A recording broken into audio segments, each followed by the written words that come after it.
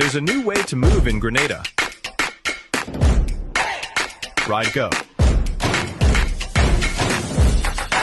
Ride Go is here.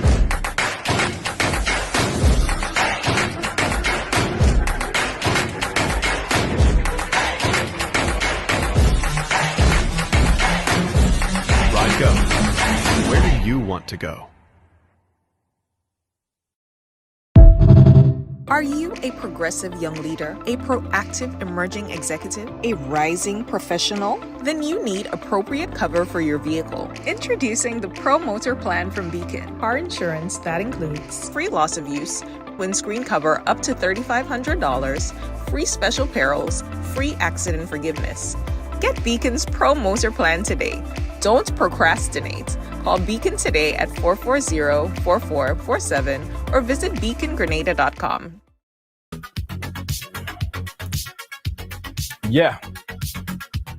Welcome to the ride. Yeah, Ride Along Live.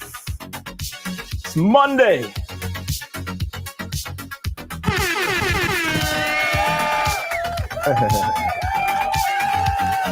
Yeah, my friends, everybody share the thing right now. Share it, share it, share it. Larry Charles.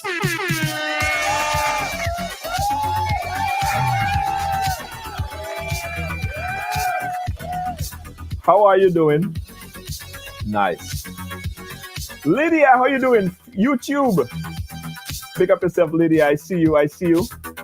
Guys, today we have a discussion. No, it's not just me sitting in front of the cameras and talking to you. I want you guys to be a critical arm of this platform, of this program here today. We're looking at the entirety of this conversation. Hey, yes, how you doing? So recently,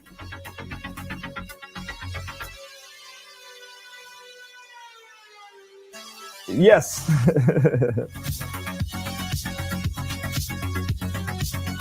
Yeah, hey, how you doing, Kedisha? Larry. Guys, we haven't done this in a long time, so probably we should do it now before we even start talking about what's on the program today. Let me do a quick roll call. Let me know where you guys are watching us from. Let me know where you guys are watching us from.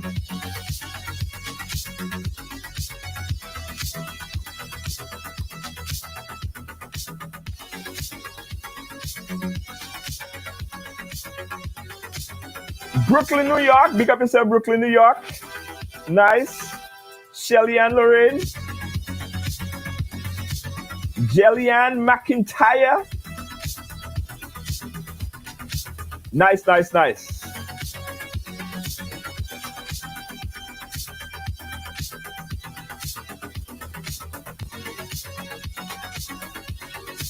Hey, Ann, big up yourself. Canada. Grenada, Canada. Richmond Hill. You Richmond Hill?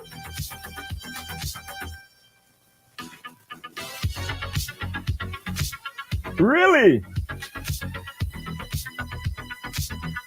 Bronx, New York. Big up yourself. Thank you so much. Canada. Big up yourself. Toronto. Big up Toronto. Maryland in the building. Oh, Telescope. Yeah, that's my village, you know. That's my area. Watching from Grand Anse. Folks in Grand Anse. Big up yourself. Nice. Brooklyn, New York in the house. Listen, guys. Canada. Do you know what's our number one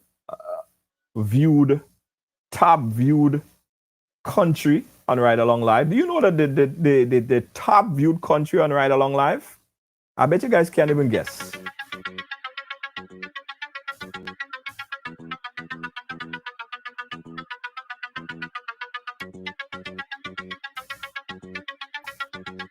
I bet you guys ain't even guess. Hey, Lacey J, how you doing? Houston, Texas, how you doing? Under the mango tree, Lacey J, that's where you're there. Yeah, I know. Kim, look at your WhatsApp.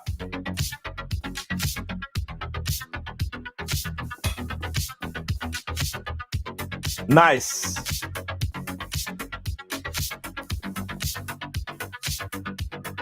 Carico. Big up yourself, Carico. Anne-Marie.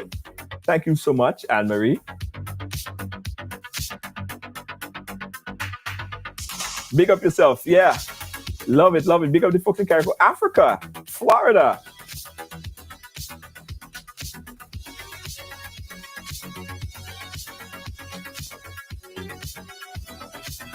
Nice. The borough of Brooklyn. All right, guys, big up yourself. Everybody that we ain't big up now, we go big up later. All right, big up all yourself. All right, guys. So recently, Tafawa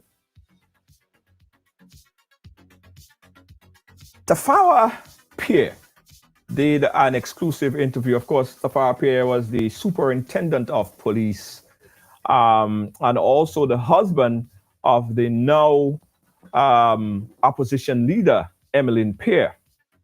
So that interview was held sometime last Thursday, and it brought a whole lot of questions. And it even, a lot of people call me and they say, well, we want to put a voice on this, or we want to have a say on what they saw.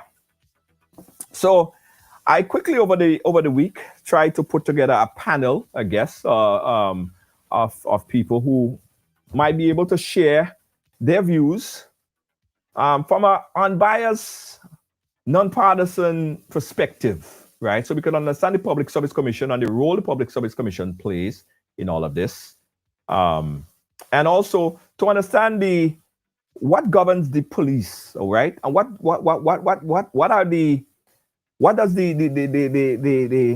governs the police, or what rules do they fall under? So we were not very successful in getting a full panel. But we did have some people who decided that they would call in and chime in. But I think what's more important is the viewers. You, the viewers, you saw, you heard, you are equally a part of what's happening. So you are, in addition to the panel, myself and Kim Jones and you. So the phone line is going to be open from the beginning to get your perspective on it. So let's welcome right now. He is, of course, the host of his own program, Kim Jones. He is one of the most controversial.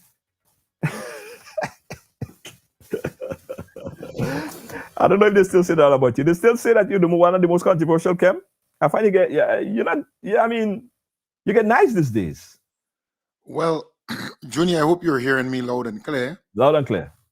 I want to thank you for, again, having me on your platform. And it's always a pleasure to share. Yes, I am controversial. May not be the most controversial now, but then I think I was. So it's not bad to start off that way. Okay. All right. All right. I could be one of the most controversial at times. I hear that. Kim, let's go right into this whole thing right here, right? Because I know that there will be a lot of input from social media, the viewers that's watching. A few people who decided that they didn't want to come on and speak on the panel. They did say that they would call in, so we open up the phone lines for them as well from the beginning. But it is an important topic to get a broader understanding on the role of the Public Service Commission in this particular scenario that we're faced with right here. Here we have a superintendent of police who is also the husband of the opposition, political opposition leader, right? Now, first of all, what's your take, understanding, before we go deep into it, what's your take and understanding of the interview, first and foremost?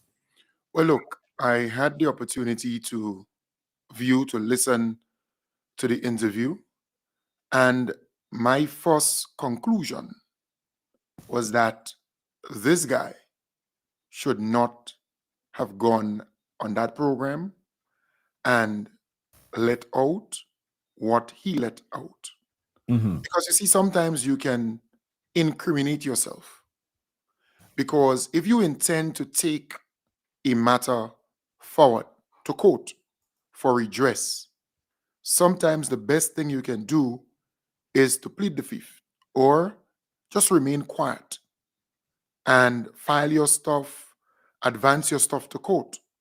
But when you come forward in the public and you say certain things, that can be used against you in the court. So I thought it was an error on his part to come in the public domain and say what he said. That's my conclusion. Right. But when you dig deeper, I will tell you some more. But from where I sit, Right. I thought it was not prudent for him to come in the public and just let it all out like this. Why? Why, Kim? Because from a layman's perspective, right? And I'm going to play devil's advocate here for a point. Here he is, as he said in the interview. I'm not quoting, but as he alluded to in the interview, that he was brought into a meeting or with the Public Service Commission, and it was proposed. They gave him that proposal, right? And how he framed it up to look like is that he had to make a decision between the job and his wife of 30 plus years, right? I think it's 30, I think 30 years. 30 years, right. So he had to make a decision, and he made a decision that his wife, right? So it is a conflict of interest that he was into, but based on anyone else, do you think any regular average thinking person wouldn't make the same decision or come to the same conclusion? Right. So firstly, we need to understand where he was taken. Right.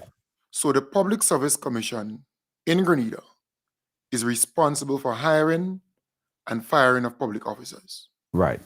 It consists of a chairperson or a chairman and 4 other members appointed by the Governor General for 3 years. Right. So it's not the Prime Minister of Grenada appointing these people. The appointment comes from the Governor General. Mm-hmm. The commission plays a crucial role in upholding the standards of the public service, ensuring conduct, and leading the service to achieve transformational outcomes and services for Grenadians. All right? So you have to understand it also protects and elevates the values of integrity, fairness, justice, merit, and conduct. And if I am correct, the Public Service Commission in the 5-member commission, you have somebody representing the union, and I think you have somebody representing the either the Employers Federation, something like that. Right. So in other words, you have 3 from a recommendation from the government, Prime Minister, and 2 from unions, and I think it is the Employers Federation. Stand to be corrected, but that 2 they're independent of. But out of that 3, 1 will become the chairperson or the chairman. All right. So when he spoke there about being brought into some room or some place and he was engaged, that is what he's referring to. He was before the Public Service Commission. Right.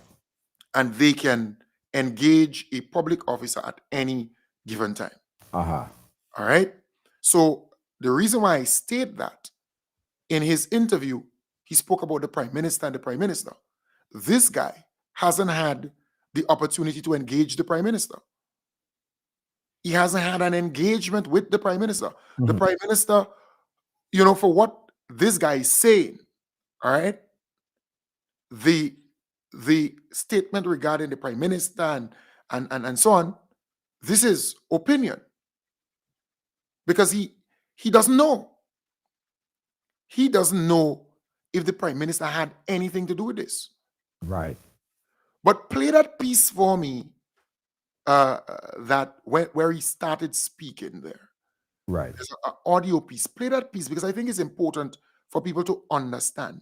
Because I think this part of the interview could be incriminating to him if he takes the matter to court, because he actually hinted that he's going to take the matter to court.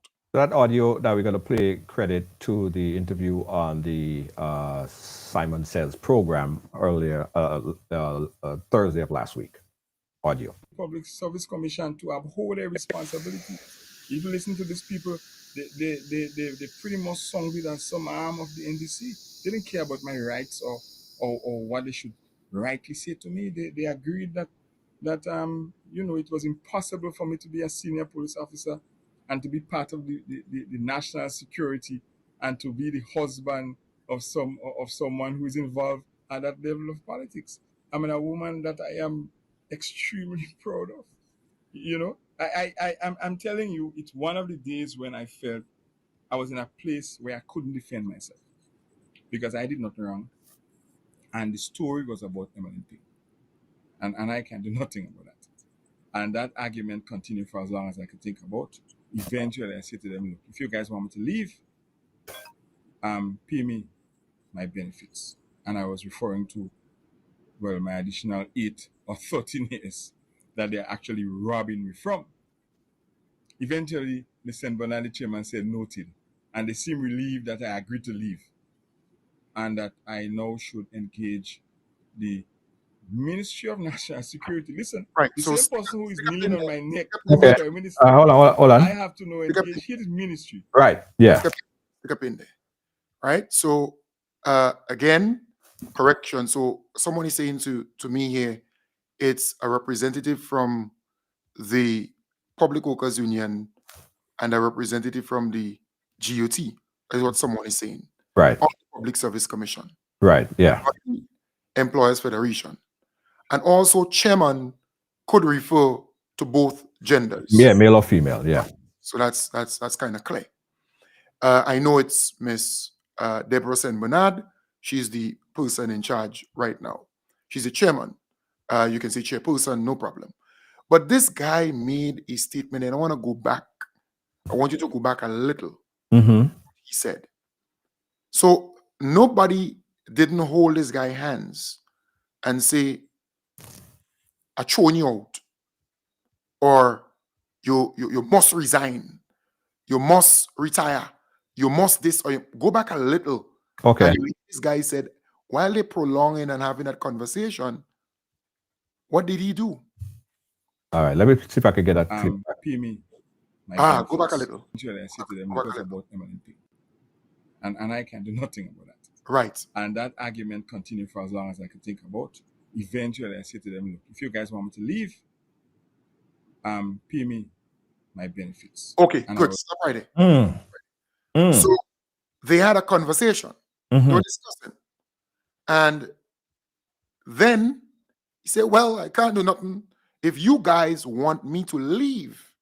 So see, Right. he's saying here, if you want me to leave, well then pay me my benefits, right? So he's agreeing, pay me my benefits, and I will leave.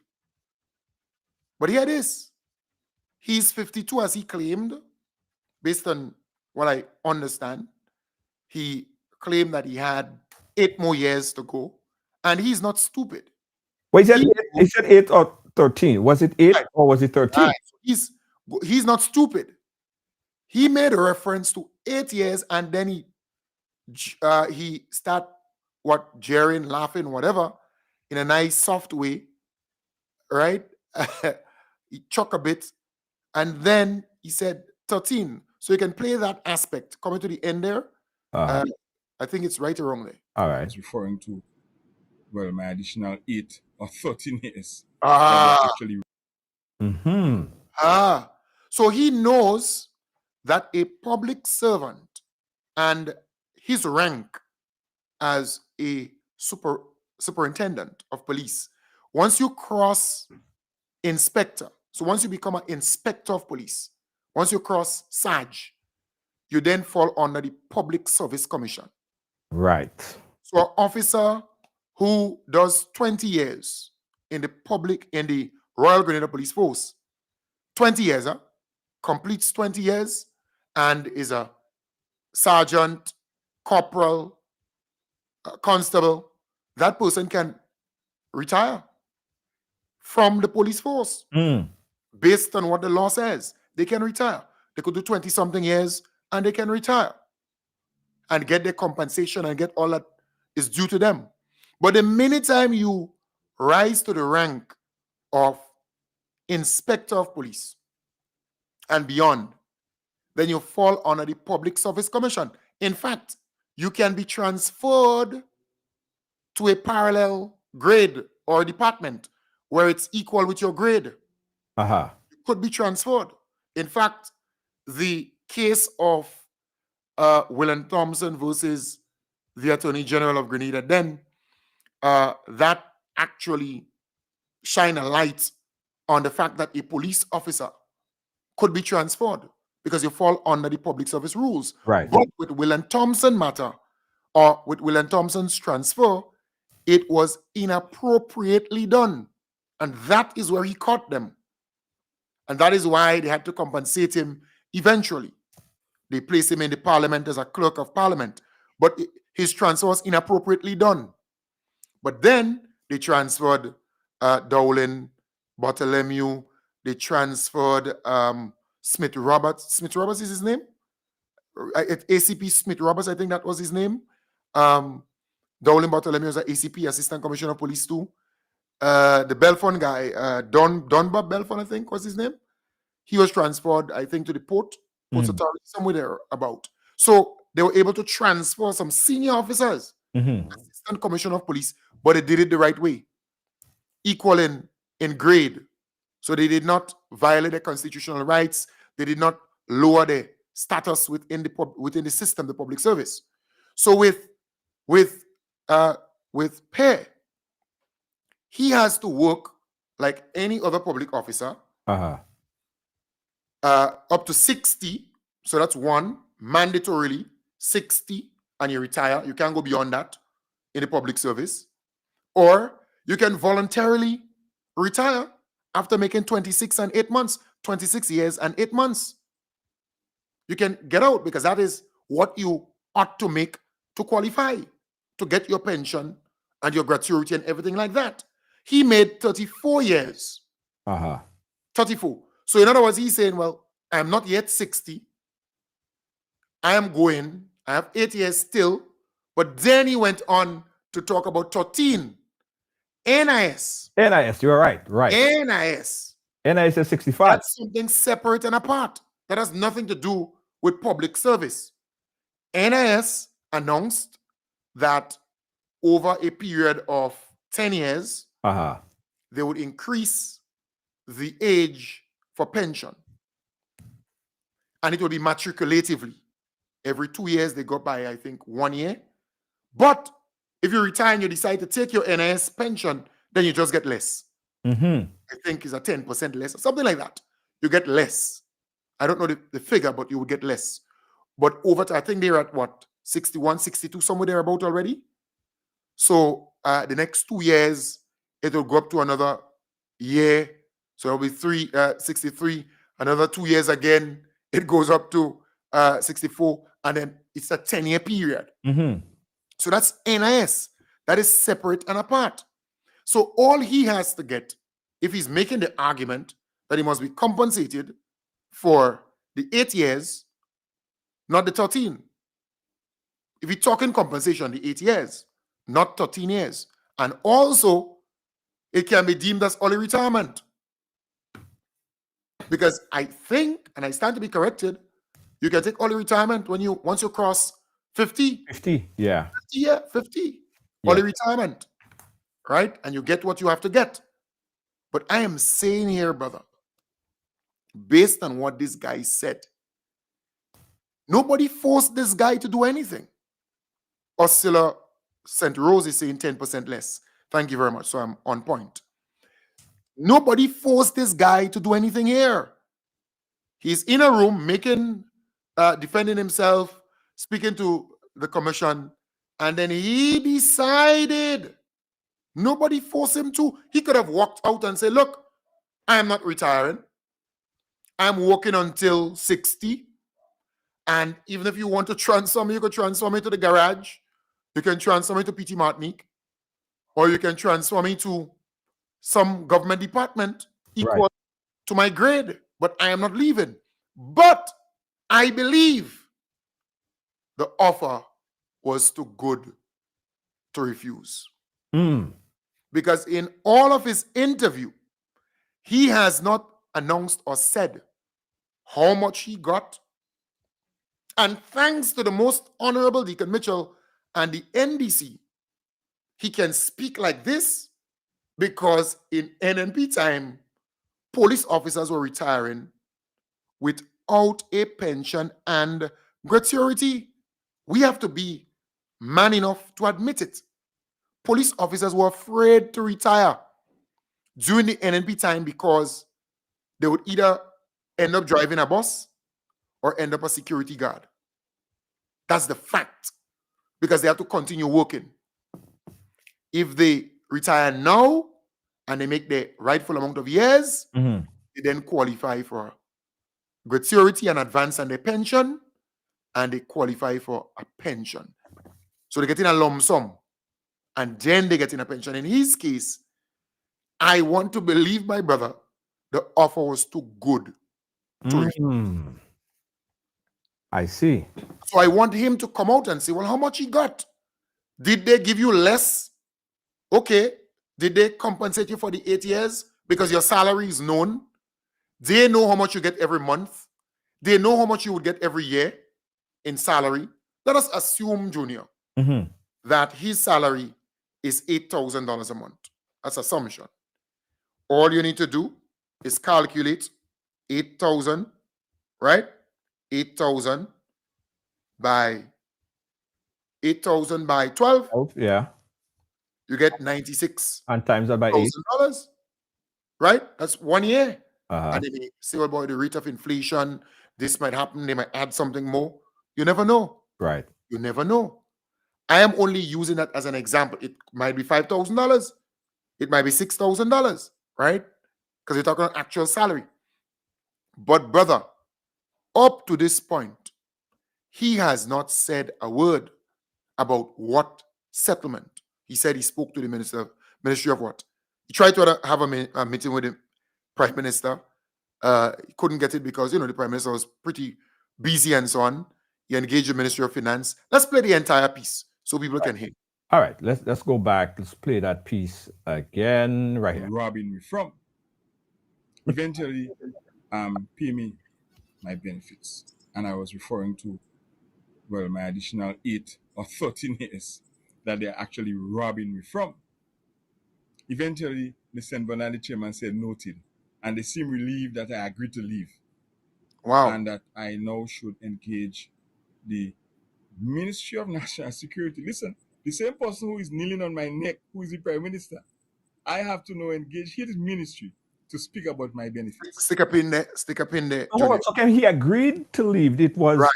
So he agreed to leave. Right. And that is important. Some people talking about, well, I heard on one program this morning somebody talking about fired. He was fired, and no, he agreed to leave. And may I say, Junior, to retire in the public service, you have to pen your own letter.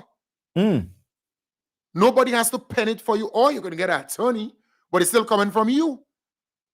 You have to sign that thing to and address it to the Public Service Commission, indicating to them that you have served for X amount of years and you're now qualified to retire and you are retiring. So it's not like you, in other words, it's not like they're just telling this guy, well, retire. No, the individual has to pen a letter, and maybe you consult his lawyer and, do it right, and then submit it to the Public Service Commission. He agreed to leave. He agreed to leave. And he had to pen a letter. So all this talk and all this is just bluff.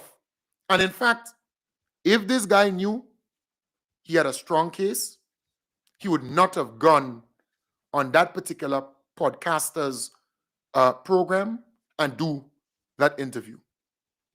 He would not have done so. He knows that his case is weak. He's actually in his tone saying to me as an observer that this thing not going to go anywhere based on his utterances. But I want to make another point, Junior, before we continue. Yes. He referenced the Prime Minister there. Brother, this guy has not had the opportunity to meet with the Prime Minister, Go continue playing what he said. Right. Okay. Let me just go back. Let me go back to that clip right here. Just a little before when he said about So the you have to know who's kneeling on my neck, who is the Prime Minister. I have to know engage his ministry to speak about my benefits. So you have to know how that will turn out. I had no hope. I had some discussions with the PS there, and long and short, what I got was minuscule in comparison to my 8 years of lost employment, so to speak. Hold on. Stick it in there. Why now did he mention 8 years? Yeah. Why he didn't mention 13 years? Huh? You understand, Junior? Yes. So you see, these guys are say certain things and they self-incriminating. They bring in more problems on themselves. So now he had an engagement with who, an engagement who. Now it's the authorities he's dealing with now. The authority, the people who have to pay. Go back again, just move, come back a little and play that again. All right. The St. Bernard chairman said noted, and they seem relieved that I agreed to leave and that I now should engage the Ministry of National Security. Listen, the same person who is kneeling on my neck, who is the Prime Minister, I have to now engage his ministry to speak about my benefits. So you have to know how that will turn out. I had no hope. I had some discussions with the PS there, and long and short, what I got was minuscule in comparison to my 8 years. Okay. So he said what he got was minuscule compared to the 8 years of service. And that is where the issue lies. Nothing more than that. He's saying that he should have gotten more and not what he actually got. So he got something. He got something. This guy is a happy camper. So he's now in the public domain. And boy, I tell you, he's making me as a citizen believe wholeheartedly so that the Public Service Commission was right with the action based on him now being in the public domain and saying all of these things. Kim, stick a pin right there. Stick a pin right there. We have a call on the line who've been holding for a quick bit. Let's just get his comment. Caller, where are you calling us from? Hi, good night, Junior. How are you doing? I'm calling from Grenada. Yes, caller, go right ahead. Yes, I was listening to Mr. Jones and I listened to your program and I was, talking about the Tafawa Pierre issue. And it struck me as strange that something that is legal within the profession of the RGPF has been brought on the political, in the political sphere. Yeah. If you read the Police Pension Act, which police officers can retire from, outside of the Pension Act that we are acquainted to, there's the Police Pension Act. The prisoners have their own Pension Act. And these are specifically designed for these specific bodies.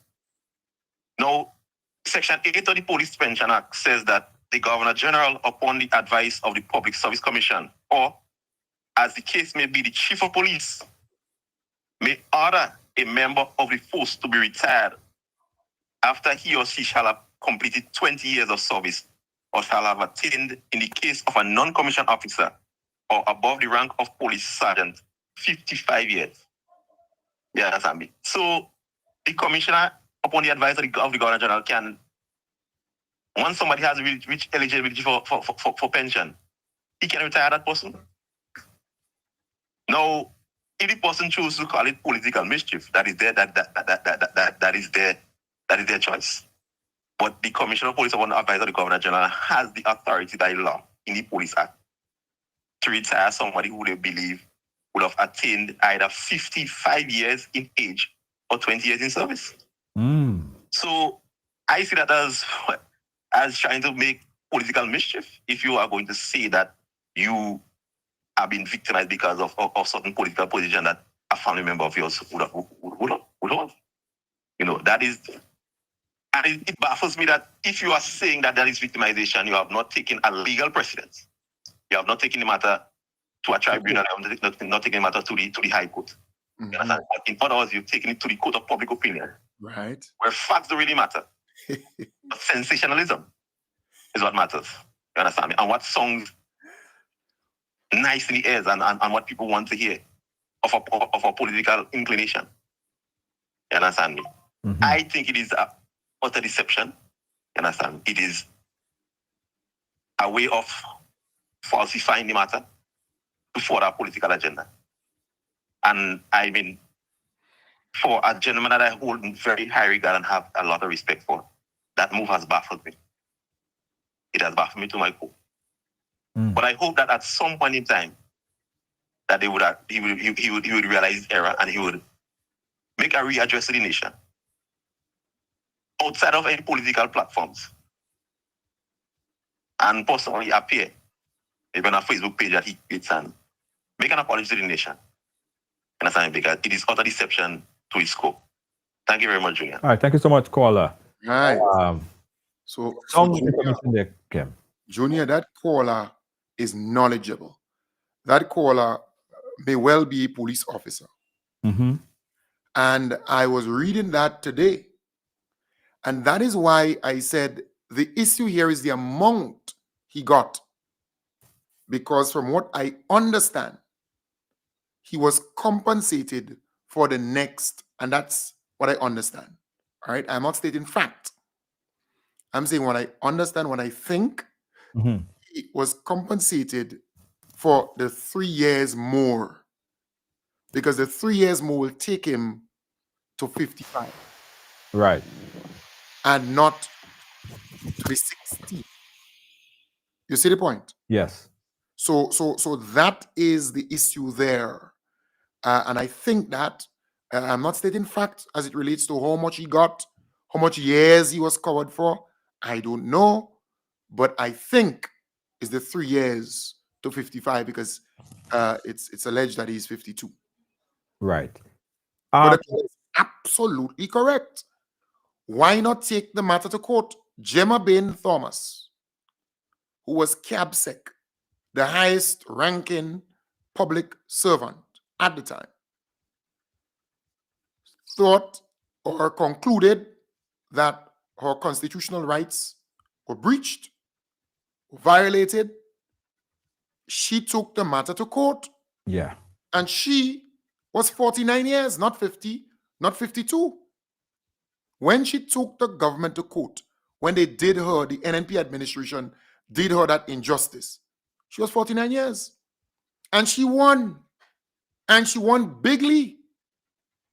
So I am saying what this guy had to do. In fact, William Thompson took them to court too. So going on a platform and saying X or saying Y will not get you more money or will not get you redress. If you believe that you are wronged by the authorities, by the Public Service Commission and so on, you don't go on and belch out, as people would say, because you may incriminate, you may spoil your chances of winning the case. Because based on what this guy said there in this piece, and I'm glad you played the piece, he's actually admitting that he left. He left the service. Yeah. But he did make And he mention, accepted the package. yeah. Because he could have opted for another option. Of course. Heard. Or he could have just said no. No, I'm not accepting this. And if you do what you want to do, so then they could go ahead and say, well, I'm issuing you X, Y, and Z letter, right? They could send him on retirement through the commissioner of the governor general, whatever means, but not him doing it, and then he take the matter to court. So look, well, this thing is wrong, and this is, it's simple. So to come out in the public, as the caller said there earlier, this thing seemed to be politically motivated in my belief. And yes, we know his wife, she's in politics, and he was deemed a politically exposed person even while he was police, right? Mm-hmm. Boy, I tell you, it's amazing. It's amazing. I got some information in regards to a politically exposed person here, right, Kim? Yes. A political exposed person means a person who formerly or currently is or has been enthused with the prominent public function in the executive, legislative, administrative, or judicial branch of government, and or immediate family member or close associate of such person. Right. So he was So in fact a politically exposed person. of course, and that was called out on umpteen occasions. I think he was head of FIU for quite a while, and that was called out on umpteen occasions. So this thing is common sense, you know. If you're a superintendent of police, you're in management, you're at that level. So anything national security, anything of that sort, you will be privy to it, right? But come on, your wife is opposition leader. She's on the other party, the other side. She wants to get into government. So it's kind of common sense. You don't need to be a genius to understand this thing. You don't need to. And between me and you, I think this guy, he knows the right thing to do is to accept the package, take your early retirement, and get on with your life. Because don't believe he's a stupid person. I know him very well. In fact, I knew him when he was coaching us way back for youth parliament. And I think at the time, Emlyn Pierre was youth coordinator, or she was down in the youth center. She was a young woman then. I'm not new to this politics and being involved. I dealt with these people before. I know Emlyn Pierre. I know Tafawa Pierre. In fact, I think around that time he was sergeant. All right, sergeant, if not sergeant corporal. So I knew the guy, and I knew his wife. She was young, So I am not new to this. He's not too old. He's not too older than me. Tafawa Pierre is not so older than Kim Jones. Or Emlyn Pierre, me and Emlyn might be, I don't know if I'm older than her or if she's around my age. So I've been around this. So I know the guy. He's not that stupid. He knows. He's coming out in the public domain and saying all of these things. He knows he doesn't have a strong case, or else he would shut his mouth. He would not say anything. He would advance the thing to court. It's not like me. If I'm in talk show, I'm in the talk show business. Right. If I sue somebody, I would make everybody know. Right? When WFM wronged me and Patrick Shaggy Duncan wronged me, I dragged them to court. And, when time to compensate them, I say, I don't want no money from you. I watched the poor fella, Patrick Shaggy Duncan, in my belief. I watched the poor guy go on the phone and talking to his boss. And I said, look, I don't, in front of the master, right? The person who is preparing before you go to court, preparing the case before you go to court, and you could kind of settle at that level. And I said, I watch this poor guy. I said, WFM already agreed and they decided they're going to apologize and compensate my lawyers and, that kind of thing. And you going on. And I said to myself, I don't want the money because I'm in the business of talk radio. All I want to do is to clear my name, you see? So I did that. So I'm in talk radio. You are in talk radio. If somebody sues Junior George, I will know. Your audience will know. Right, yeah. Right. That's what it is. But this guy is a police officer, a career police officer. 34 years of being in this thing and at senior level. Remember, this guy was brought back to his substantive position of superintendent of police.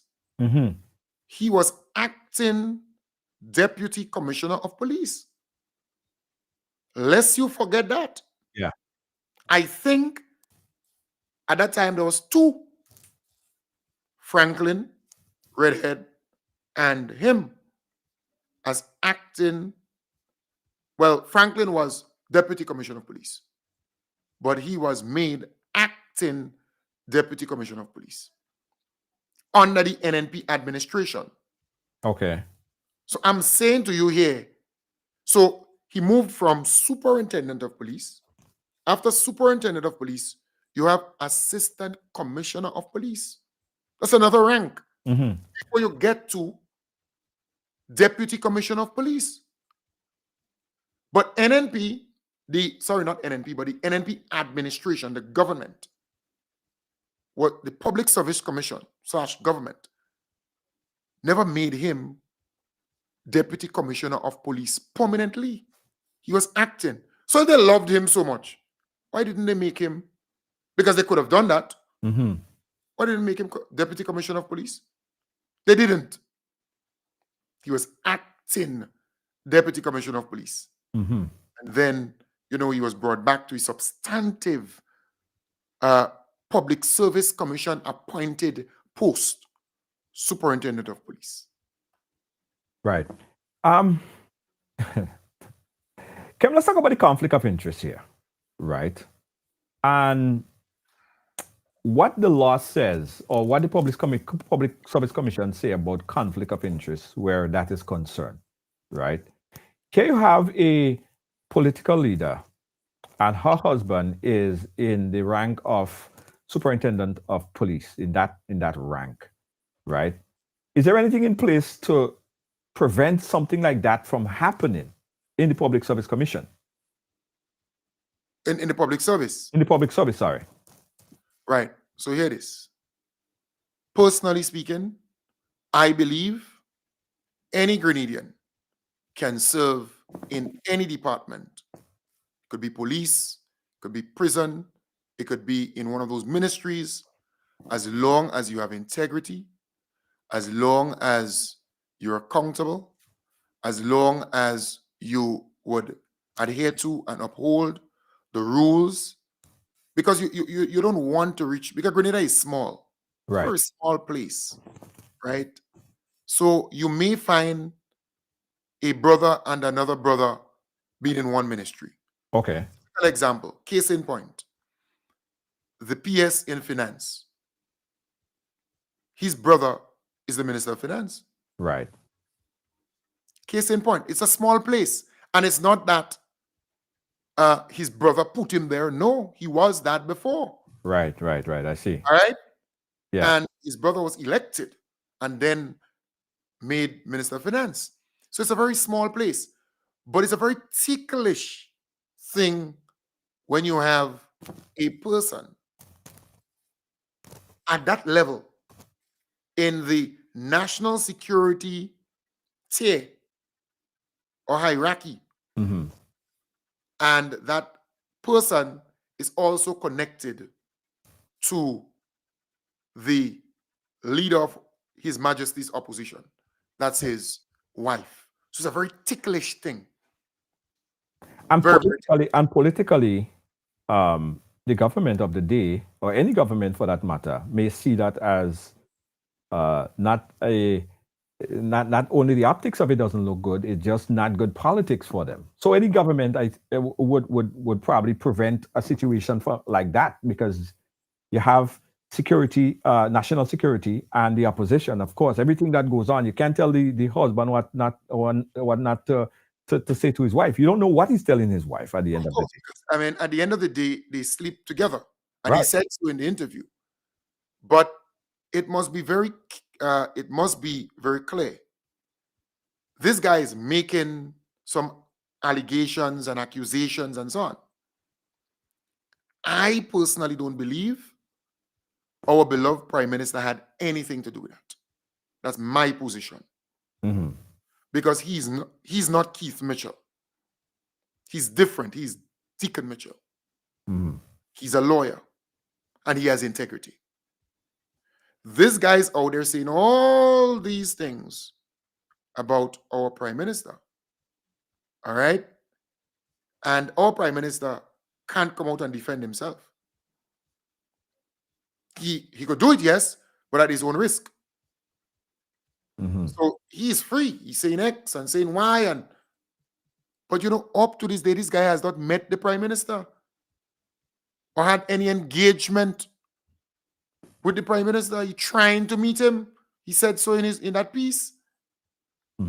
Come with this thing right?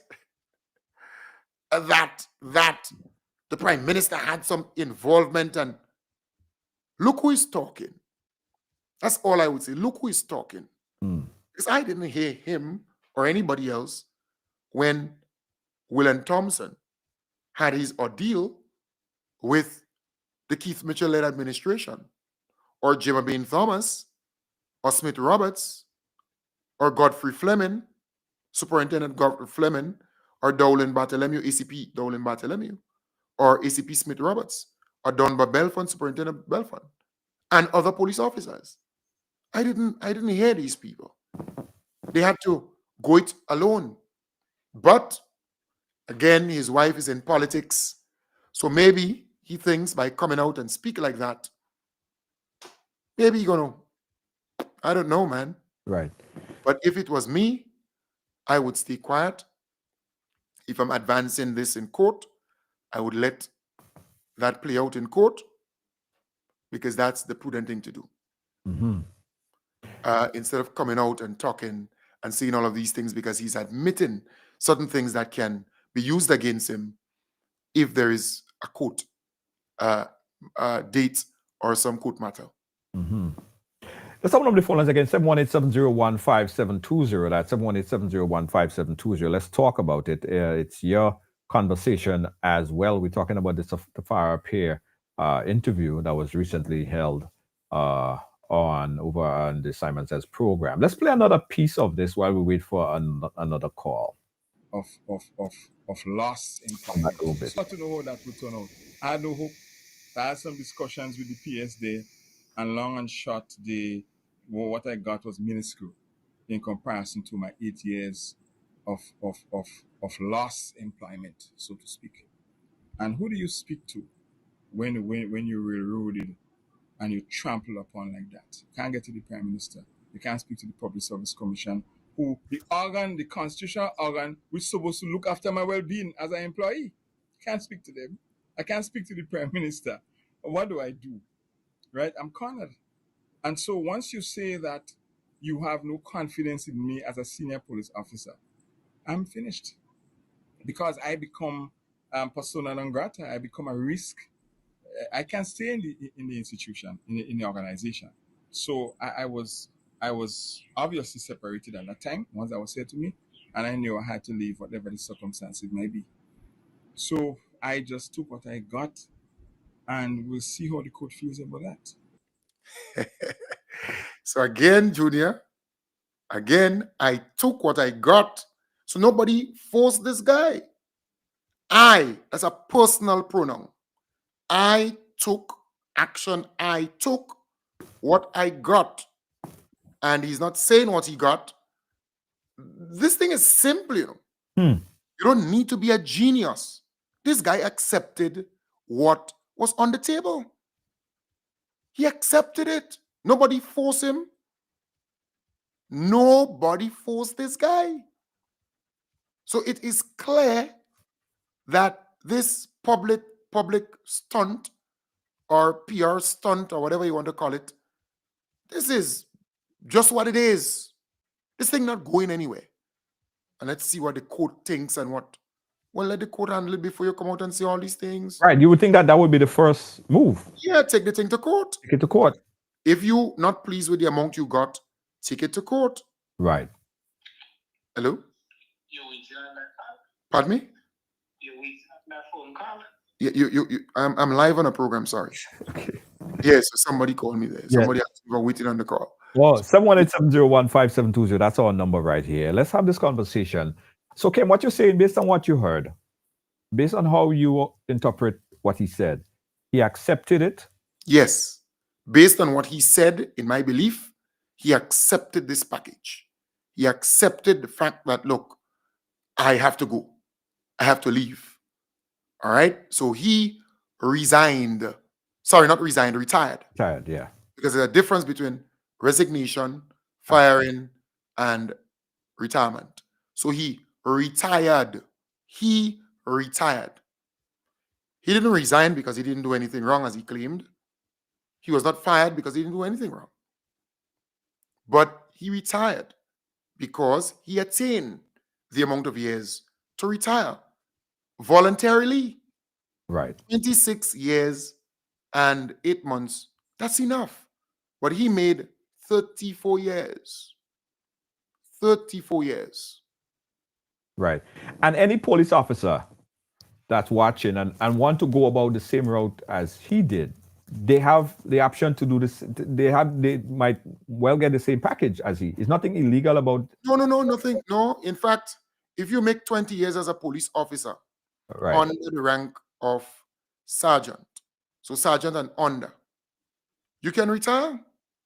You get in your package and so on, and you know, because that is what it is. I think in the United States, a similar thing, and around the world, that military, they have a different arrangement when it comes to pension and that kind of thing. So if you in khaki now, inspector and above, when you 55, you can retire. 50 years, you could retire too. At 50, early retirement. Mm-hmm. So this, any officer there, they could take their retirement and exit. In fact, there was a police officer, I think 2 police officers, who were in khaki, right? And one was involved in something to do with a young person who was in his care. And I think his rank was superintendent of police. And based on that, before the actual matter was dragged before a court, he exited because he made the amount of years required, 26 and 8 months. Right. So he retired from the service. So he will get his pension, his gratuity, his whole package. You'll get everything for the amount of years he'd been in the service. And there was another officer who something leaked. And that was recent. Mm-hmm. Something leaked. He's a senior police officer. He was a superintendent also. And he made more than 26 and 8 months. 26 years and 8 months. And he actually exited by retiring, getting his pension, getting his gratuity. He got his gratuity, getting his pension. You understand the point? Yes. Yeah. He crossed 30 years of service, both of them. And they were superintendents of police. I'm not calling name, but people kind of could get where I'm coming from. Mm-hmm. So this is not anything new. This is not anything unique. And it's not like the wrong individual. Right. I want to talk about, in this last segment here, I want to talk about the purge, because he mentioned about so many police officers who are flowing like a river out of the RGPF. Want to get your perspective on that. Let's take a quick commercial break. We'll be right back. You're watching Right Along Live. Don't move. The sun is hot. The breeze is low. I need a ride. Where do I go? Ride, go. Yeah, that's the name. Island roads will never feel the same. Tap the app, just one click. Hopping fast, it's real quick. Right, go. Where you wanna go? To the beach, to the street, let the island flow. Right, go. Let the good vibes show. Fastest growing ride, everybody know. Tuk-tuk now available on Ride Go. Book now.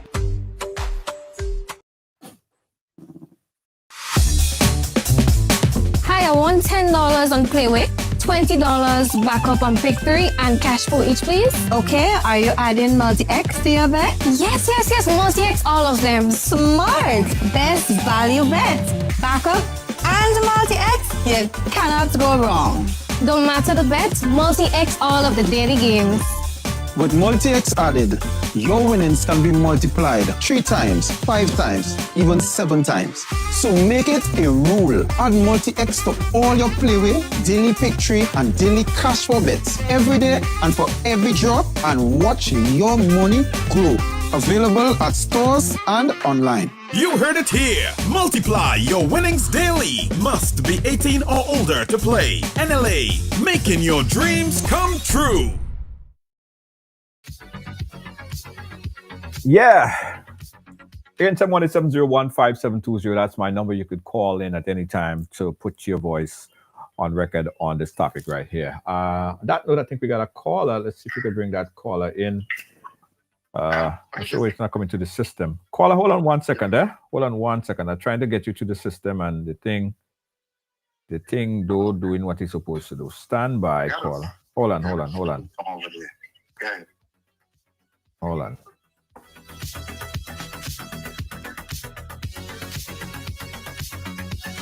All right, let's pull a call up on the WhatsApp. Caller, go right ahead. You're live. Me? Yeah, caller, you're live. I'm live? Yes. Are you calling for the program? No, yeah, I'm calling for the program, but I just wanted to say hi to the host. Okay, all right. Okay, so we're live right now. I'll call you back right after the program. You got it. All right, thank you. All right. Yeah, taken by surprise there. Yeah, Kim, the alleged purge of police officers, and where he mentioned that it's like a flowing river of police officers now leaving the force. Are we seeing that? Is that happening right now? Well, Junior, firstly, let's look at the police.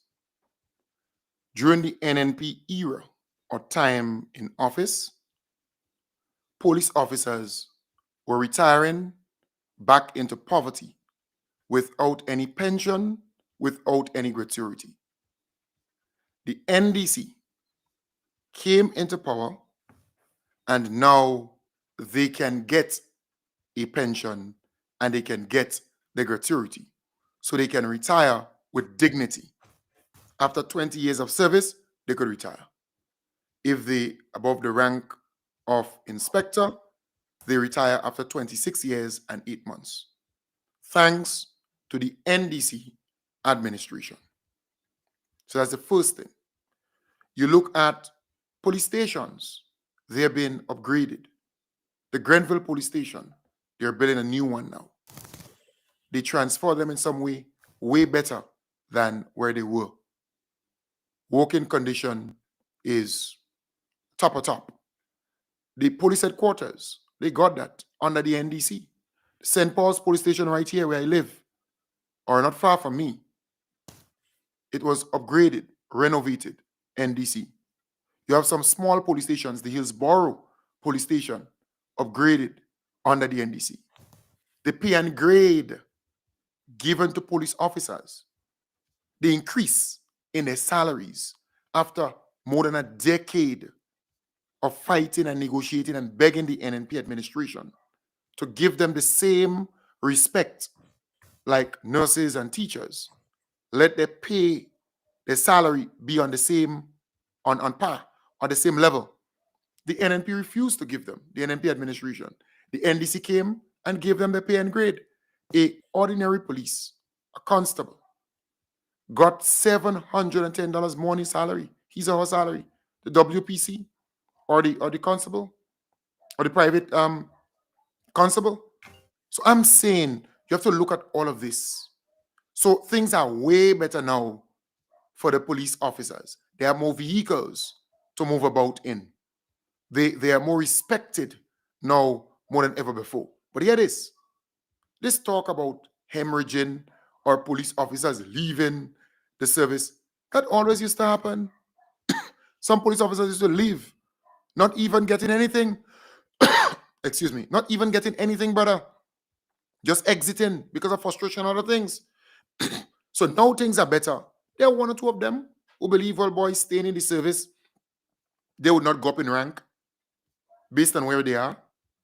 And they decide, well, boy, I'm going to take my money. I'm going to do something else with it. Because when I retire, after the how much years I serve, I'm going to get a lump sum and I'm going to get my pension and that kind of thing. And then a lot of these police officers, they end up going and work in security, work in supermarkets, drive bus, do other things. That's kind of a thing that always used to happen. It's just that they're happier now because they could retire. They could go home with a package. They could finish pay their mortgage and, they could do these things. So this talk about hemorrhaging and what police, what is flood, what? It's flowing like a river, some kind of stupidness like that. Utter rubbish. But he's not saying that under the NDC administration, in 3 years, we have seen the most amount of recruiting of police officers in such a short space of time.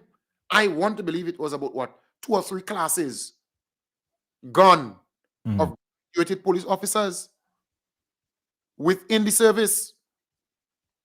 So while there are those who will leave, can force people to stay, there are police officers who are coming. So all that has to happen is for more training to be given to middle management and upper management. And they take it from there. In other words, no one is indispensable. No one is bigger than the system. Right. Like you alone could do the work. I could remember some years ago, I was working in a particular department, and there was this guy who would beat his chest and say that he alone could do the work. He alone could do this work, and he alone. There was a particular Friday around month end, the guy sat in his chair and he died. Dead.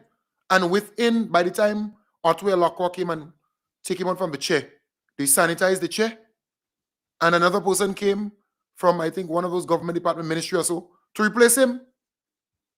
So don't believe that you alone could be police, or you alone know everything, and you're bright, what? Many of these police officers who boasting and bragging when they go and do regional courses, when they go in conferences and so on, engaging their regional counterparts, they're quiet. Yeah. Kim, you know what I realized? We have a lot of police officers. I'm getting so much WhatsApp messages from police officers in the respective police stations throughout the island watching this program right now. They are really in tune to what's happening. They're WhatsApping me from I don't want to call the police station location, but I am surprised at so many police officers tuned in right now. So big up to the police officers watching us throughout the length and breadth of Grenada. We got a caller on the line. Let's jump to the phone lines right now. Caller on the phone lines, go right ahead. Good afternoon, Junior, and good afternoon to you, Mr. Jones. I have 2 quick questions. One, I heard Mr. Jones said that as a police officer, after working 20 years in the service, you can retire. I just want to know if that goes the same for prison officers as well, because they both serve the state in a similar magnitude. My second question is, when someone goes into the police force, what are the main reasons for going in the force and the main purpose? Is it to protect and to serve the state and the citizen as a whole, or they go to serve politicians? And if you go to protect the state as a whole, why, when the time comes after certain years, 20 years, 25, 30, 40 years, why not bow out with honor? Why the political arena and the political atmosphere? That's my question. All right. Thank you, caller. Right. So Junior, I don't know what the prison rules are, what it says, but I know it's separate from the police. Right. So I don't know what it says, how many years they have to make, and so on. Maybe somebody who is in prisons could share that. Someone said, "Midnight, don't forget the prisons." So they type in, so probably they're putting in some information there. That's an important point there, Kim. What is the deal with the prisons? Yeah, I know they're law enforcement, but I don't know the rules that govern them. Right. But I know the police, because I was looking at the rules that govern the police and when they can retire and that kind of thing. Absolutely. All right. And the caller, and thank you, caller, spoke about the sole reason why a person becomes a police. It is to protect and serve. It should be. And it ought not to be dragged into the political sphere or become a political football. You should retire in honor and exit with dignity, right? But this situation is kind of different because the individual, his wife, is a politician, and now she is the leader of Her Majesty's opposition. So it's a different thing. Yeah, yeah. 718-701-5720. A lot of people they decided that they would message instead of call for some Maybe reason. you can read some of the messages if you want to. Yeah, hold on. Let me see. Sending audio. 718-701-5720 is my number here, guys. Again, giving you opportunity to call. Yeah, but Junior, don't play audio. Junior, right? Don't play the audio. They send your audio message. No, I'm not playing it. I'm not playing it. All right. Yeah. You can type something is no problem. Yeah, someone just messaged me there. I really wanted to have them on the program, Kim, but I'm gonna dedicate another time to have a conversation with her. You know who I'm talking about. She just messaged me back earlier today. Good question. Good day. Question: does it have a specific type? Oh, that's not have anything to do with the program. As head of FIU or whatever name was used for Tafawa, he was the de facto director of and carried out all the functions of the director. He also had all the responsibilities and authority of the director and carried them out in reach of the spirit of the law. Okay, that's from somebody else there. I don't know if I should mention their name. A lot of information. A lot of information here. 718-701-5720. Someone put some information that Craig is saying on the chat. Take a good long look at the Special Prison Act, 11th April. Okay, that's for the prison. So we'll take. Right. So you can actually look at that online. That's right. Right. That's actually there online. Okay. Yes, it's online. All right. So Kim, where do you think this whole conversation go from here?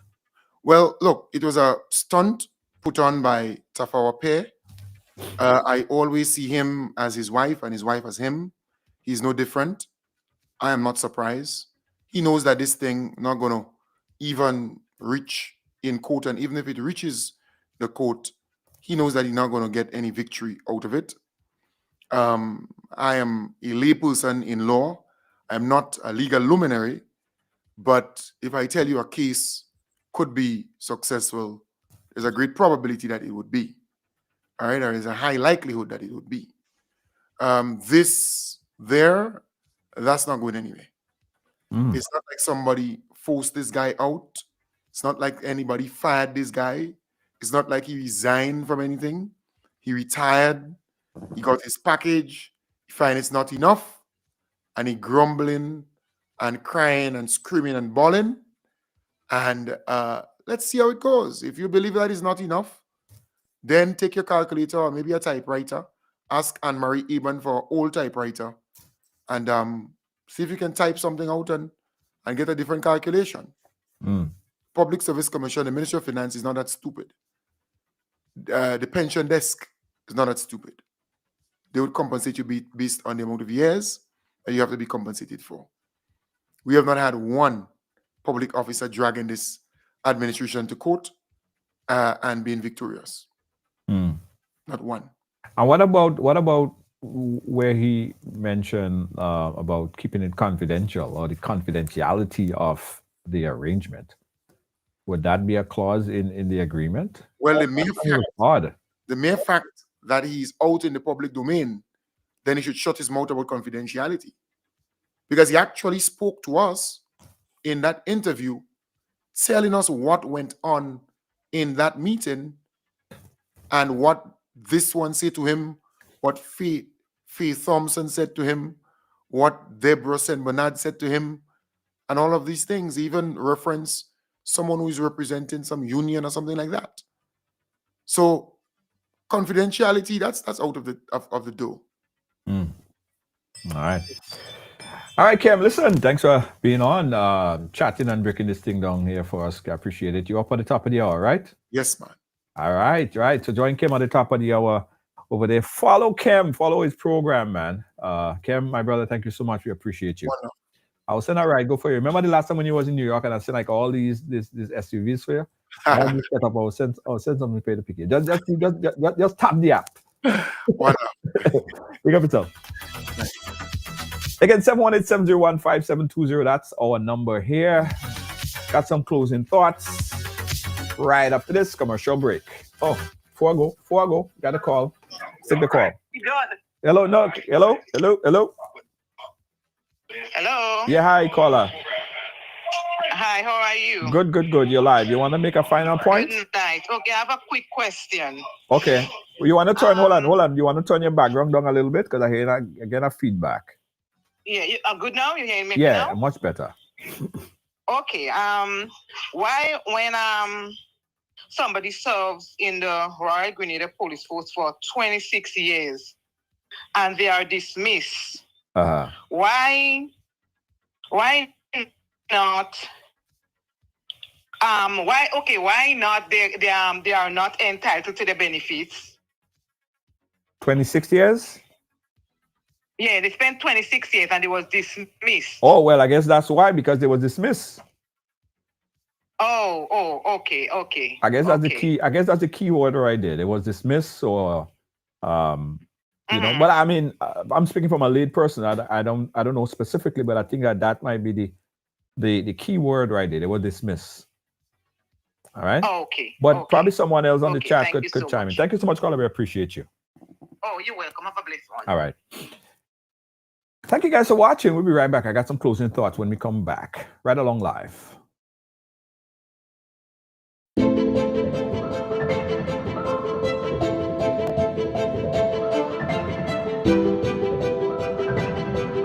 Ridgeway Residences, a modern, exclusive residential community offered by Ariza.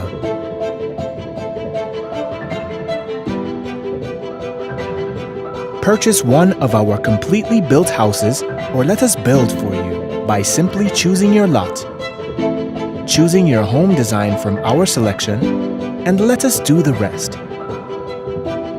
Owning a home does not have to be a frustrating process.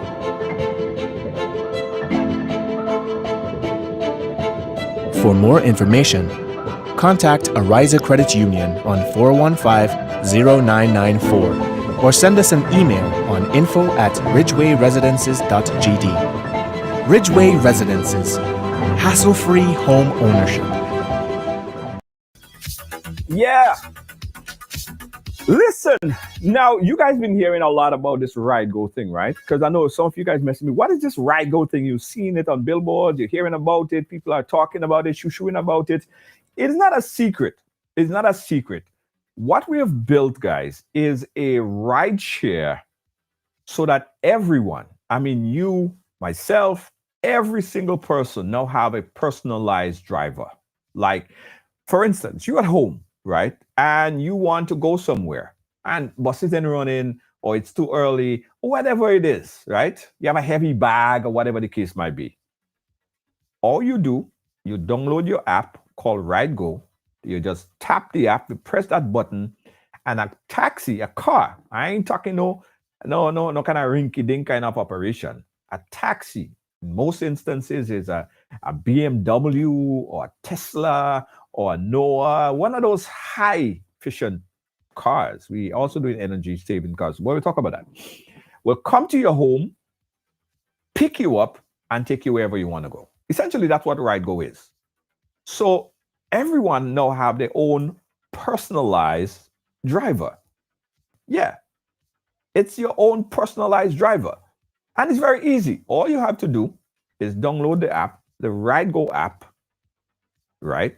The app will automatically know where you are currently. All you got to put is your destination and you select which vehicle you want. There are many, many different vehicles, classes of vehicle. If you want a small vehicle just for you and a friend, no problem.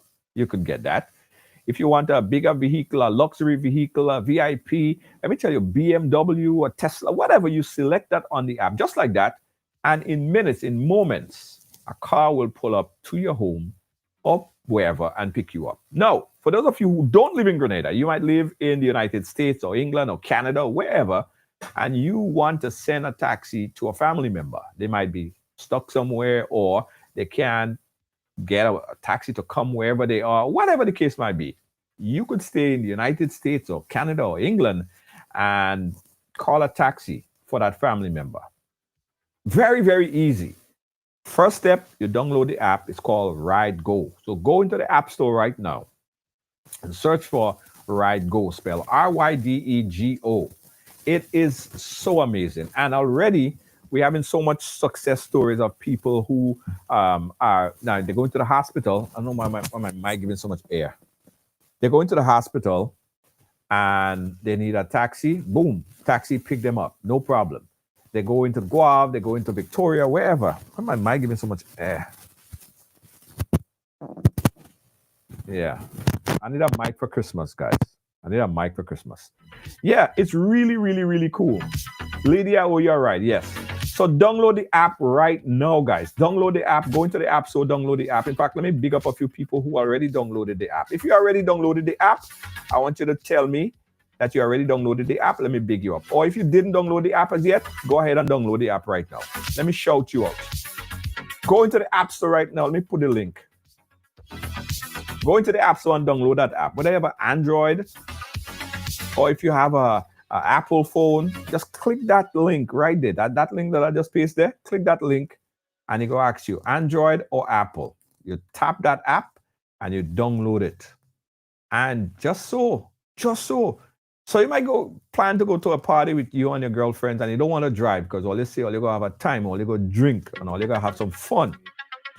And you ain't want to drive. Nobody ain't want to drive because you decide to drink. Download the app. For sure, Lydia Cameron, thank you so much for downloading the Ride Go app. So you understand what I'm talking about, right, Lydia? You could vouch for what I'm talking about. The Ride Go app is simply amazing. Whether you live in Grenada or not. Hear this. Some of you guys come into Grenada and then you have to call a family member, come pick me up at the airport, and the family member have to live all the way in Victoria and come all the way to the airport to pick you up. You don't have to do that no more. Call a Ride Go. Big up yourself. Gemma Francis, thank you so much. You downloaded 2 weeks ago, and you see it's amazing, right? J.S. Hartford, thank you. You see? Big up yourself. Testify. You could testify. J. Benjamin. You see what I'm talking about? Everyone is getting the app. So you don't have to call a family member and say, come pick me up at the airport. And trust me, if you go into the app right now and you request a taxi to take you anywhere, there's a taxi about 5 minutes away from you. They're all over the place. They are all over the place. And the drivers are the most friendliest drivers. They would help you take your suitcase out of your bag. They would open the door for you. Yeah, they would open the door for you. You have water in there. The driver would play the music that you want to hear. Nice and clean vehicle. Clean vehicle. It's important. Yeah. So let me see. So Junior, my family want a taxi. Yeah, of course. Tamika, yeah. You could just download the app. If you're in Canada or the UK or wherever, you download the app, you put the address of the pickup and the address to where they're going. It don't matter where you are. You could send a taxi for them. No problem. It's easy. I mean, it's the easiest thing. Whether you live in the US or Canada, you could live in Timbuktu or Tumbuk 1 or 3, either one of them. And you could just put in the destination of your mother or your father or your brother or sister. And then you put the location and the destination, and the taxi will go to that destination and pick up your family member. It's perfect because listen, some of all you still letting all your mother take the bus, and then she had to get out and walk about a whole half a mile, go up a hill. No! Don't do that. Don't do that. Ray Richard, I just saw you just check it out. Smoke free? Of course smoke free. Nobody smoking in the Ride Go app. Are you crazy? No, you will never find that. You will never find that. It's all about the Ride Go. Where do you want to go? There's a new way to move in Grenada. Ride Go. Ride Go is here.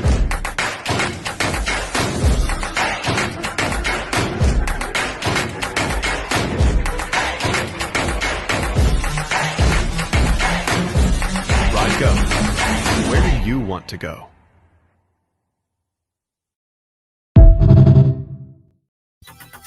So here's the question. Junior, you don't have Wi-Fi in the airport, but you don't have to worry about that.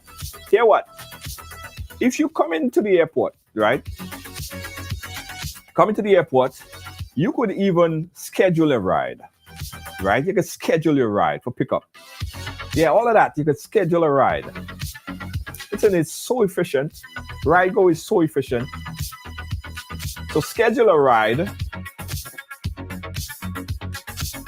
Your app work in the countryside? But of course. Of course. Let me see if I can pull up a map. Let me see if I can pull up a map of where we have some cars right now. Real life map. Let me show you guys where, I'll show you a real life map right now. Where we have some cars. So this is where we have some cars right now. So we have some cars right now. We have some cars up in Guave up there. We have all in Grenville, Conference, in the middle by Grenville there. All over there, yeah, in the countryside there. Montgomery side, of course, Grand Anne side, St. George, Victoria. All over, they're all over. RideGo is all over. It works all over. Countryside, tongue side, everywhere. Just download the app, guys. This is a real live map I just show you there. This is a live map of where you have cars right now going all over the place. And let me show you this. We just had a trip that just came in. Oh, that person was going to... Where that person was going? You see? All over. Yeah? All the way from Mongay to Lansapine. Yeah. Tell you, man. RideGo is the top of top. You got to download it right now. Go into the App Store and download RideGo. And also you could tuk-tuk. You could also get a tuk-tuk. You could also get a tuk-tuk on the RideGo app, you know that, right? The sun is hot, the breeze is low. I need a ride. Where do I go? RideGo, yeah, that's the name. Island roads will never feel the same. Tap the app, just one click, hopping fast. It's real quick. RideGo, where you wanna go? To the beach, to the street, let the island flow. RideGo, let the good vibes show. Fastest growing ride, everybody know. Tuk-tuk now available on RideGo. Book now.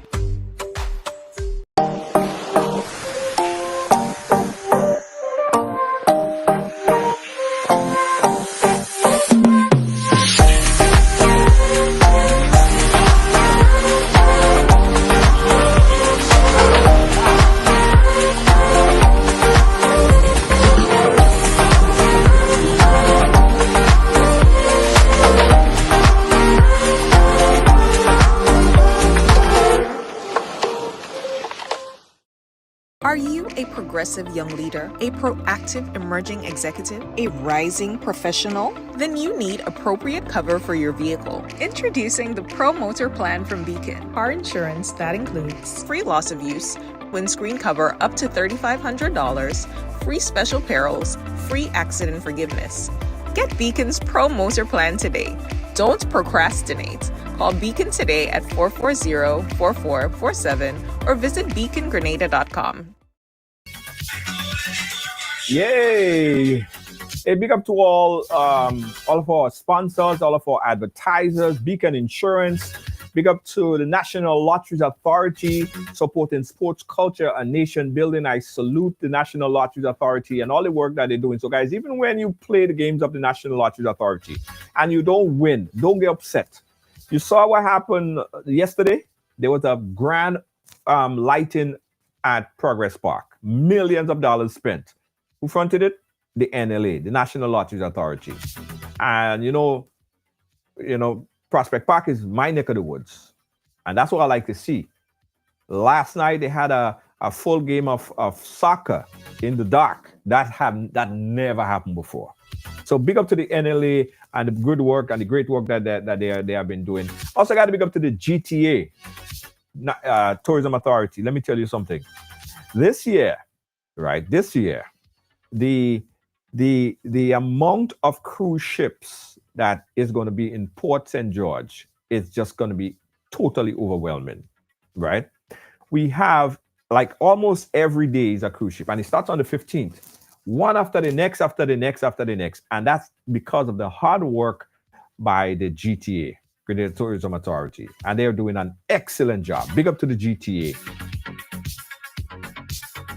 Also got to big up to Beacon Insurance. Yes, Beacon Insurance. And if you want to advertise on Ride Along Live, if you have a business that you want to send viral, you want the whole world to know about it, stop keeping your business a secret. Advertise on Ride Along Live. It does not cost a thing. It pays. It pays to advertise. Of course, advertising don't cost, it pays. Thank you so much, Joycey. I appreciate you. Kevin, thank you for downloading the Ride Go. You downloaded it 2 weeks ago. Yes. Can you enlighten us about the payment I made to service cash, online, credit card? Oh, yes, sure, no problem. So we have two forms of payment currently. We have cash. You could pay cash to the driver. You could also put your card on file. But we do recommend that when you sign up to make it easy, right? Because we want to make it a cashless system. And cash is only for a period, because we're gonna roll out cash and roll into the wallet, right? So right now we have cash, you have credit card, so you can put your credit card on file. It is 100% safe. Your credit card information is not even stored on a local server, right? It is stored on an Amazon web server, and that's the most security. And Stripe, you guys probably know what Stripe.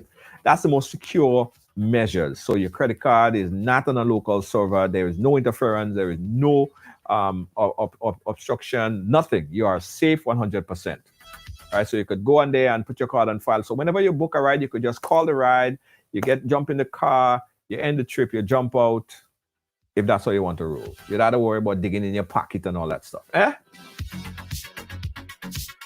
If the ride goes over Granny Tang Hill, what is that? What kind of question is that? Do you think it's a pia? Hey guys, if you get a ride today, we have about 5 BMW on the ride. I think 3 Teslas. So it might be a Tesla coming and pick you up, or a BMW come and pick you up. There's so many options of vehicles on the Ride Go. Yeah, a lot of space. Sometimes some people have a whole Noah by themselves, just by themselves, and you're living like a whole celebrity, like a whole celebrity. Download the Ride Go if you have not yet done so. Download it. You may not need it today. You may not need it tomorrow. But when you need it and you're stuck, you have a flat tire, and you're just out in the wilderness somewhere. Well, you know, Grenada is a kind of place that if you have a flat tire, everybody's stopping and help you. So, but when you need it, tap the app. Tap the app. Lady, you want that Tesla to come pick you up? No problem. You tap the app. Tap the app. Yeah, just tap the app, man. Yeah, easy so. They say tap the app. But of course. All right. Arthur, ask me another honest question. I'm taking questions, guys. Ride Go education questionnaires. Go ahead, ask me. Any question. Ask me a Ride Go question. You guys want to see the app on my phone?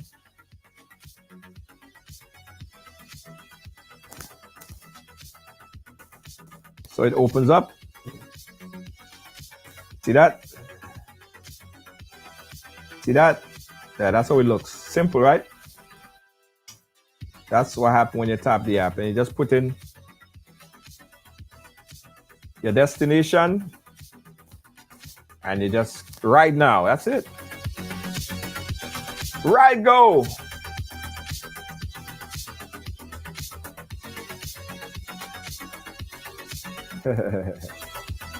So guys, thank you so much. Thank you for watching. Thanks for being a part of our program. We appreciate you so much. Thanks to Kim Jones for taking time to come and chat with us here today. Thanks to our senior executive producer, Lloyd JJ, for all the hard work. Let me tell you, Lloyd JJ, Lynn, that woman work hard. She does sweat on the job, making sure that we have a program every night, every day, even sometimes like today. You know, not every time I come on, I'm like in the best of spirit, right? I had to hype myself up. And the honest thing is, today was not my day. Really and truly, today was not my day. It was not my day, but hopefully tomorrow is better, right? It's a terrible day for me today, guys. Terrible day, but it could be worse. There are people that have worse days than me, but the team make it nice. I have to come here, I have to do what I have to do. I can't come and burden you guys with my problems and my issues and situations and how my day went. So that doesn't matter. What matters is I'm here and you're here and I love you. Thank you guys for watching. Download the Right Go, guys. Tap the app. Oh, here's another question. I love the questions. What makes it better than a regular taxi? Well, let me tell you something. A lot of the Ride Go cars, a lot of the Ride Go drivers are also, some of them run their own taxi operation, right? But the difference with Ride Go and regular taxi, say if you need a car, you will have to walk to the taxi stand and you have to engage the taxi driver and the taxi driver will take you there. But with this, you could sit in your home and request a ride and the taxi is going to come to you, right? So that's the difference. That's the difference. The taxi will come to you. So you don't have to go to town and walk around and say, where I can find a taxi, where the taxi stand is. No, the taxi will come to your home.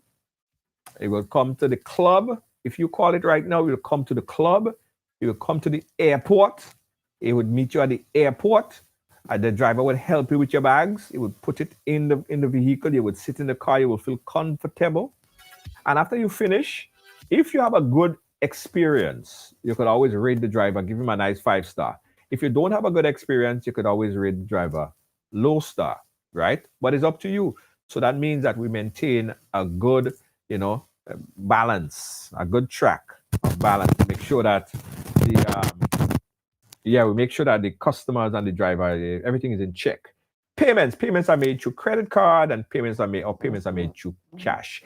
But we start to introduce shortly a wallet system where you could put the money into your wallet, right? So you put money into your wallet and you can make payment from your wallet. Friends and family could send you credit. Let's say you send credit to your cell phones, right? So that's the idea. So that's just pending some regulatory approval and that, and then we're gonna roll out the wallet, right? So that's gonna be coming soon. So download the app, put your card on file. You don't have to worry about security. You're safe like Selassie briefcase. Book a ride. The taxi will come to you. The taxi will pick up your mother at her house. The taxi will pick up your sister, your brother, your child. And the beauty of it is, you're sending your daughter, say you're sending your daughter off to school, or your daughter coming from school late, right? Late. And you want to make sure that she get home safe. Of course, she's safe every time she's with Ride Go. But with the app, you could literally follow the car and you're seeing everywhere the car turns. Like you could track the car, you know where the car is at every moment. So you could say, hey, I see where you reach now. You're in Grand Anse. Yeah. You could see the driver. You could see the vehicle. You have the vehicle plate. You have the driver phone number. You have everything. So you could send your daughter with a Ride Go and ensure that you know who the driver is. You know what the driver look like. You know the vehicle that they're in. You know the license plate of the vehicle. You have the phone number, everything. So let me tell you, safe like Selassie briefcase. And of course, there is a 24-hour hotline. If you ever have any issues, you could call our customer hotline anytime of the day or night, 24/7. Yeah, there are very few things that could boast about having 24-hour service. But with Ride Go, if you're having a problem 2 o'clock in the morning, someone will answer that call and say hi, and it would help you through that. All right? Junior, I live in Canada. Do I download the app Canada? And I downloaded the app, but I want to know if I had to use a Grenada address. No, you could use your Canada number. You could use your Grenada number. You could use either one. But whenever you put in an address, right? If you put in an address, a pickup location, of course, that pickup location would have to be in Grenada. So you're in Canada right now, and your mom is on Melville Street. So in the first line where it says current location, you put in Melville Street. And in the second line where it says destination, you put the destination where your mom is going, right? So that's how. So when the driver gets the request, it sees that somebody is on Melville Street and they're going to Springs or Golden Pond or wherever. All right. And that is the beauty of it. So you could send a taxi, a ride go to a family member, a friend, anywhere, from anywhere. You could be sitting under in the train station in New York City, or you could be in Toronto, Canada right now. You could be in Notting Hill right now in London. You could be in where else? Drysdale Drive in Mississauga, wherever. And you could call a ride go car for a family member. Easy, breezy. It's real beautiful. And the driver would call your mom to her. Your driver would call and say, okay, I'm a minute away. But even if the driver don't call, you could just look on the app and you could see the driver. You could see where the driver is. You could see the car. You could see the car coming to you. And when the driver gets there, you will get a notification when the driver is outside. Say arrive. You go, you sit in the car. Best experience. Right, go download the app, guys. If you have any questions, feel free to call the number, inbox us, and give you and we're going to do some ride go education on Sundays, because I realize there are a lot of people who are still getting used to it, you know what I mean? Because it's for everybody, but it's sort of new for a lot of people. So we want to answer all your questions and ensure that you're making full use of the Ride Go app, because it's a lot. It's for some people it's a lot, but we're gonna make sure that you understand it fully. Okay? All right, guys, I've said enough. Oh, before I go, I want you guys to learn the jingle. So I sat and I recorded a jingle. I wanted to give it to somebody else to do it, but I sat in the studio and I said, you know what? I'm gonna just do the thing, yeah. So I went ahead and I recorded the jingle, right? And my son was a producer on it. And you guys tell me what you think about it. Let me play it. Listen to the jingle and listen it. The sun is hot, the breeze is low. I need a ride. Where do I go? Ride go, yeah. That's the name. Island roads will never feel the same. Tap the app, just one click, hopping fast. It's real quick. Ride go. Where you wanna go? To the beach, to the street, let the island flow. Ride go, let the good vibes show. Fastest growing ride, everybody know. Tuk-tuk now available on Ride Go. Book now. Yeah, exactly. Learn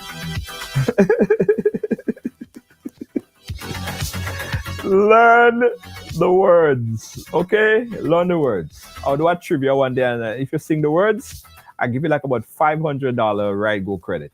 I swear. So giving all your heads up. Learn the words. All right? The sun is hot is the first line. All right? I'll give you the lyrics.